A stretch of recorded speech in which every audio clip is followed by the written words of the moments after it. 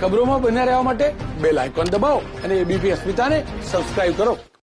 4200 grade pay માટે આજે શિક્ષકોના ઉપવાસનો ત્રીજો દિવસ છે। 65,000 શિક્ષકો 3 દિવસથી ઉપવાસ કરી રહ્યા છે।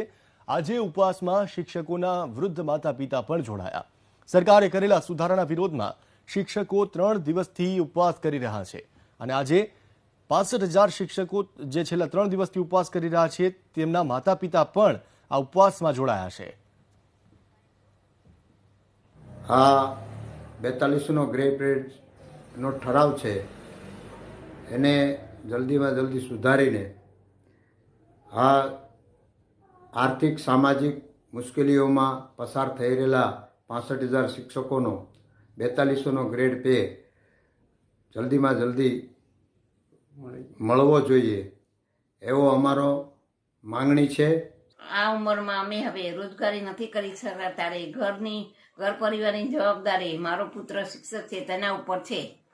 ફિક્સ પગારમાં 5 વર્ષની નોકરી કર્યા બાદ 9 વર્ષનો 42 ગ્રેડ પે એક આશાનું કિરણ હતું, એ પણ અન્યાયી નિર્ણયમાં અટકી પડી છે। મહત્વના અપડેટ મળી રહ્યા છે। 4200 ગ્રેડ પે અંગે બપોરે 2 વાગે મહત્વની બેઠક મળવાની છે। શિક્ષણ સંઘ સાથે શિક્ષણ મંત્રી અને નાયબ મુખ્યમંત્રી બેઠક કરશે। બેઠકમાં 4200 ગ્રેડ પે અંગે અંતિમ નિર્ણય લેવાઈ શકે છે। છેલ્લા ઘણા સમયથી 4200 ગ્રેડ પે બાબતે શિક્ષકોની ઉગ્ર માંગ છે।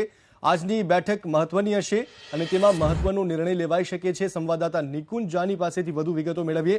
નિકુંજ, આજની બેઠક કઈ રીતે મહત્વની અને કોઈ નિર્ણય લેવાય તેવી શક્યતાઓ કેટલી? જી, બેઠકોને લઈને ગ્રેડ પે મુદ્દે શિક્ષકો આંદોલન કરી રહ્યા છે। આજે શિક્ષણ મંત્રી અને નાણામંત્રી એટલે કે નાયબ મુખ્યમંત્રી નીતિન પટેલ સાથે શિક્ષક સંઘના હોદ્દેદારો જે છે તેની એક મહત્વની બેઠક મળવા જઈ રહી છે।